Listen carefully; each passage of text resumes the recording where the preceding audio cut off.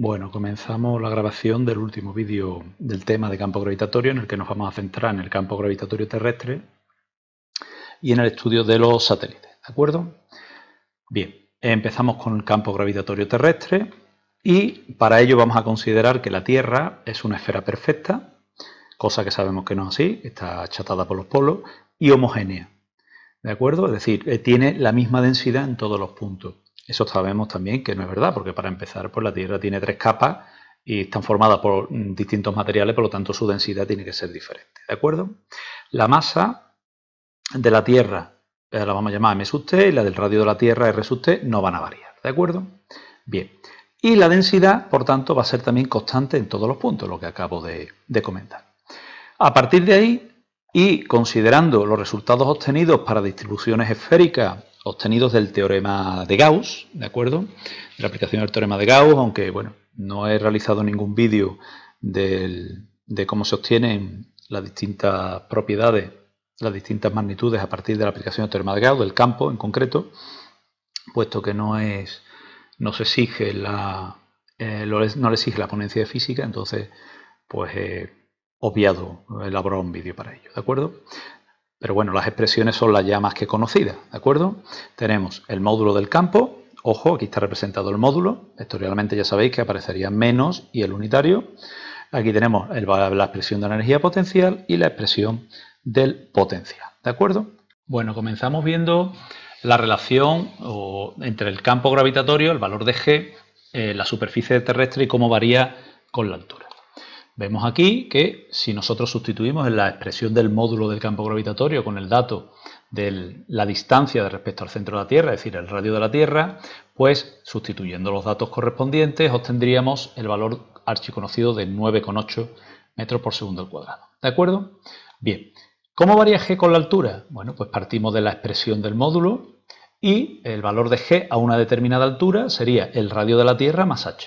¿De acuerdo? O sea que al elevarlo al cuadrado está claro que cuanto mayor sea la altura, menor será el campo. Ya sabemos que el valor del módulo del campo disminuye con el cuadrado de la distancia. El menos, desde el punto de vista vectorial, lo que significa que es un campo de tipo atractivo. ¿De acuerdo?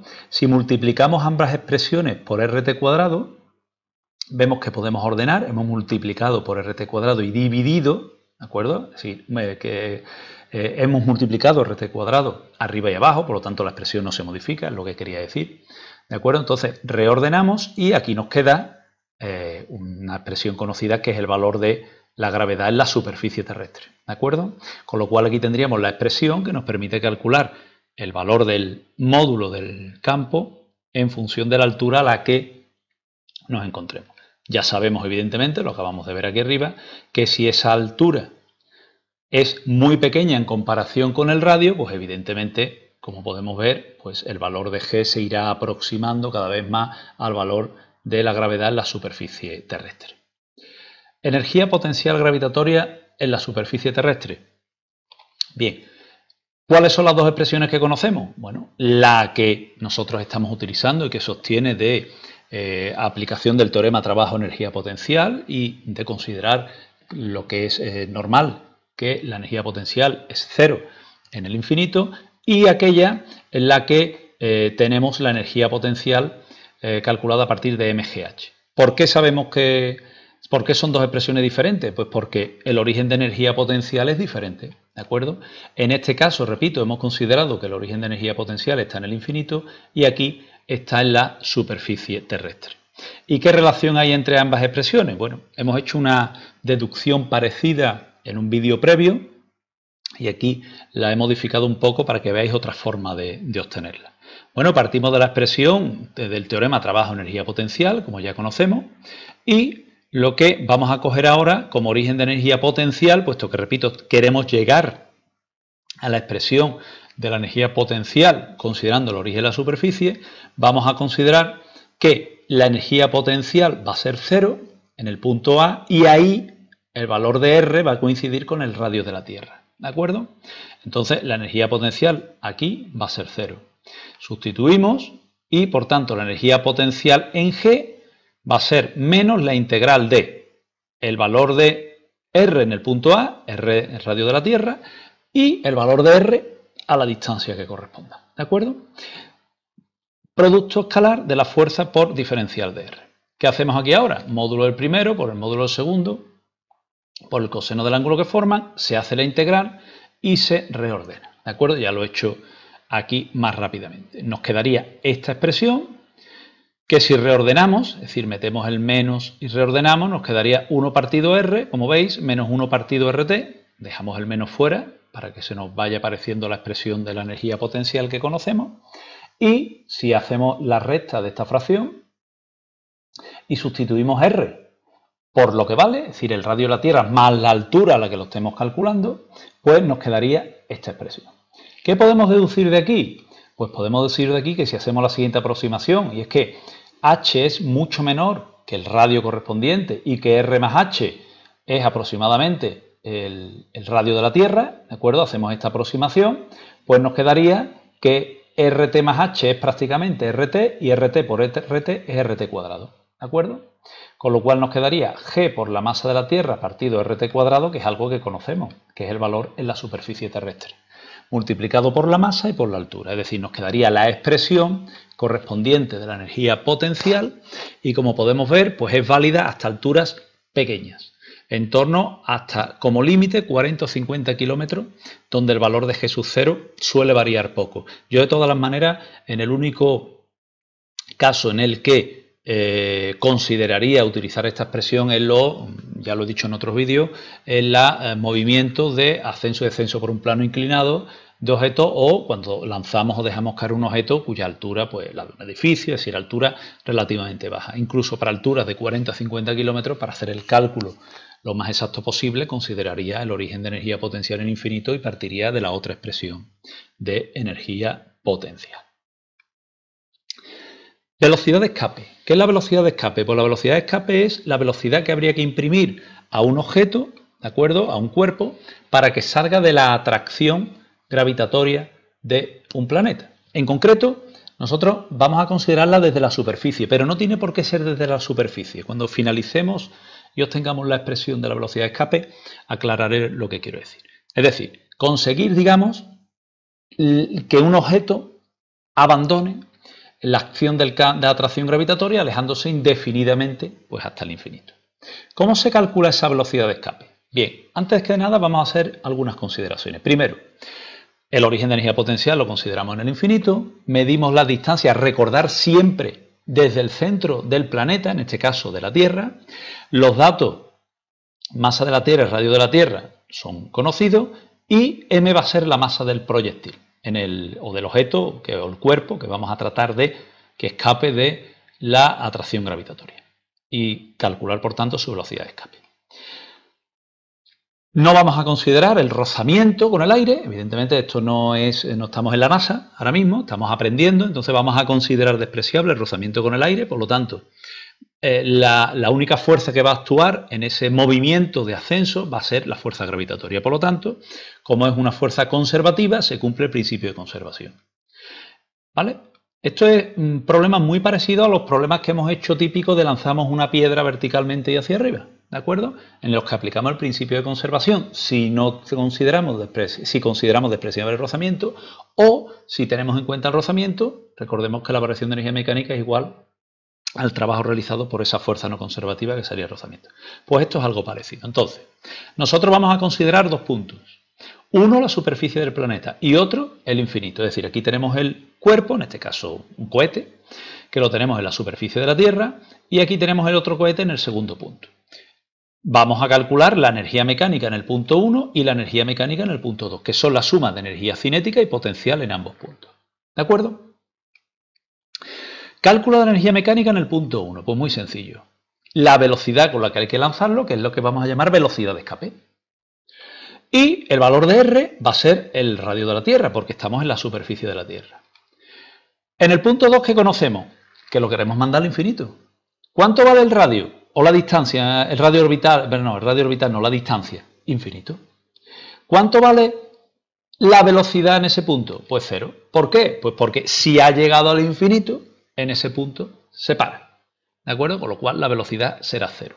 Si yo aplico la expresión de la energía mecánica a ambos puntos, Pues lo que puedo comprobar, evidentemente, es que la energía mecánica en el infinito es cero. Es decir, cuando llega al infinito, se para y su energía potencial es cero. Sin embargo, la energía mecánica en el punto 1, en la superficie terrestre, será la energía cinética, cuya velocidad, repito, es la de escape, y la energía potencial, teniendo en cuenta que el valor de R es el del radio de la Tierra. Igualamos ambas expresiones porque hemos dicho que se cumple el principio de conservación, ¿vale? Se va, como vemos, la masa del cohete, en este caso del objeto que estamos lanzando, no influye, y nos quedaría esta como la velocidad de escape, ¿de acuerdo? Vemos que la velocidad de escape depende de la masa del astro del cual estamos lanzando ese objeto, ¿de acuerdo? Del que está creando el campo. Si lo hacemos desde la superficie, será el radio de ese astro, en este caso el radio de la Tierra, pero ojo, si a nosotros nos hubieran dicho cuál es la velocidad de escape de un objeto que se encuentra a 60 kilómetros de altura de la superficie terrestre, pues esta expresión general me valdría y lo único que tendría que decir es que el valor de R aquí sería el radio de la Tierra más la altura, ¿de acuerdo?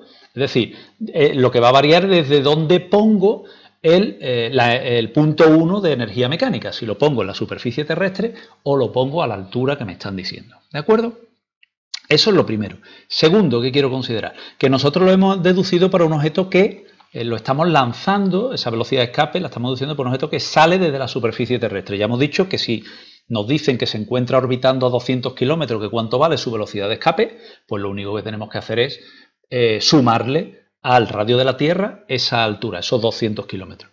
Y que esta expresión también es válida para un objeto que yo quiera lanzar desde la superficie del astro que sea o desde la altura respecto al astro que sea y que escape de la acción del campo gravitatorio. Simplemente, pues por ejemplo, si nos dicen que es Saturno, un objeto, y queremos calcular la velocidad de escape desde la superficie de Saturno, pues la expresión sería la misma, solo que aquí pondríamos la masa de Saturno y el radio de Saturno, ¿de acuerdo? Es decir, que las velocidades de escape de un satélite o de un objeto o de un cohete o lo que queramos lanzar depende de las características del planeta o del astro, en este caso la masa de la Tierra y el radio de la Tierra, si es, repito, desde la superficie. Esto se verá mucho más claro en un vídeo que haremos sobre ejercicios de este tipo de problemas, ¿de acuerdo?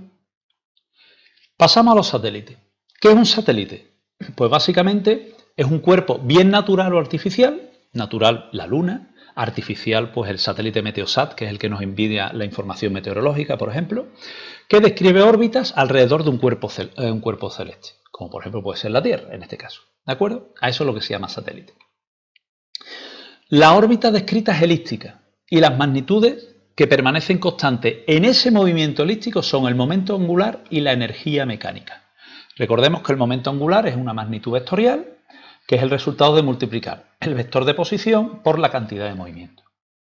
En un movimiento, en este caso, en un movimiento elíptico de un planeta, debido a que la fuerza gravitatoria es una fuerza central, el momento angular permanece constante. Y también será constante la energía mecánica, ya sabemos, la suma de energía cinética más energía potencial. De ambas expresiones deducimos algo que ya hemos visto en otros vídeos, ¿de acuerdo?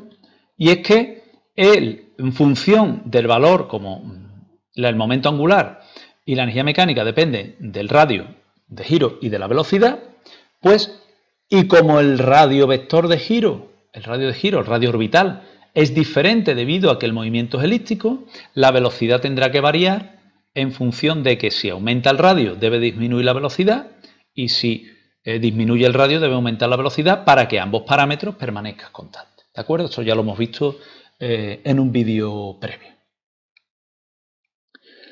En la órbita descrita por la Luna alrededor de la Tierra podemos distinguir los siguientes puntos. Recordar, el punto más cercano y lejano.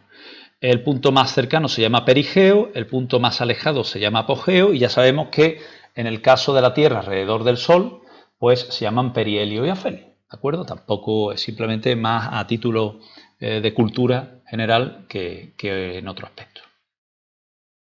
Semieje y excentricidad. ¿Qué es la excentricidad? Bueno, primero recordar que una elipse se caracteriza porque tiene dos semiejes, un semieje mayor y otro menor, en este caso A y B, y dos focos, ¿de acuerdo? Que son estos aquí.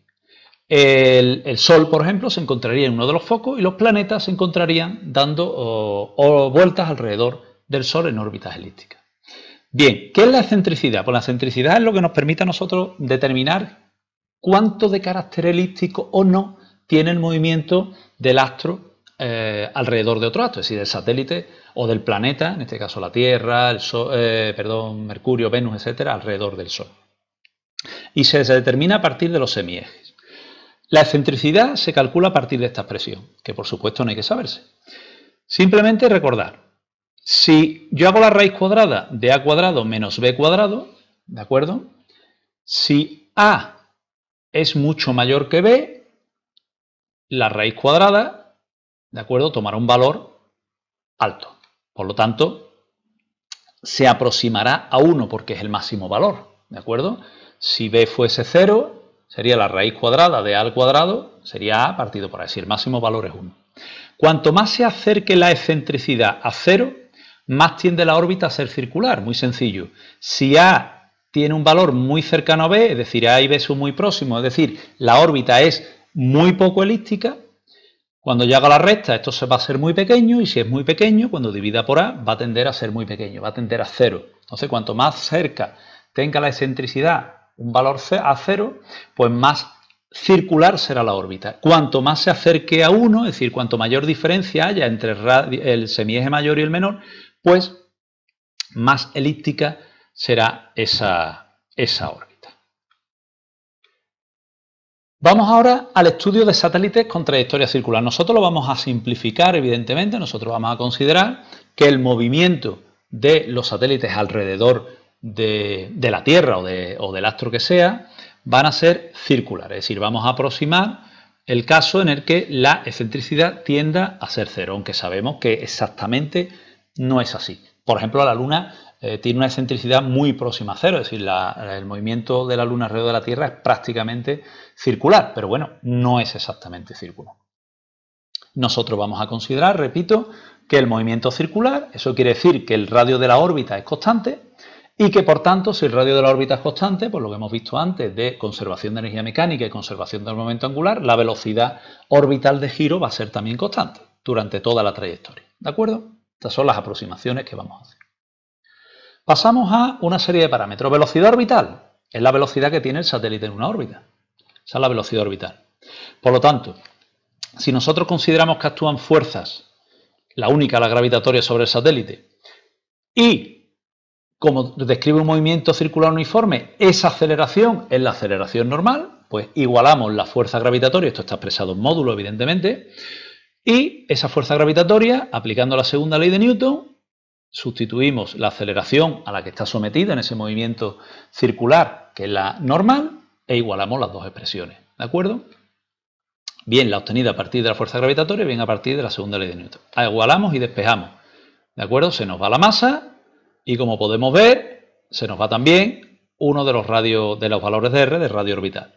Despejamos y tenemos la expresión de la velocidad orbital, que ya era conocida. Fijaros que aquí la velocidad orbital va a depender de la masa del astro alrededor del que orbite, la Tierra, el Sol, la Luna, el que sea, y el radio orbital al que se encuentre el satélite. Es decir, desde el centro del astro hasta el punto donde se encuentre dicho satélite.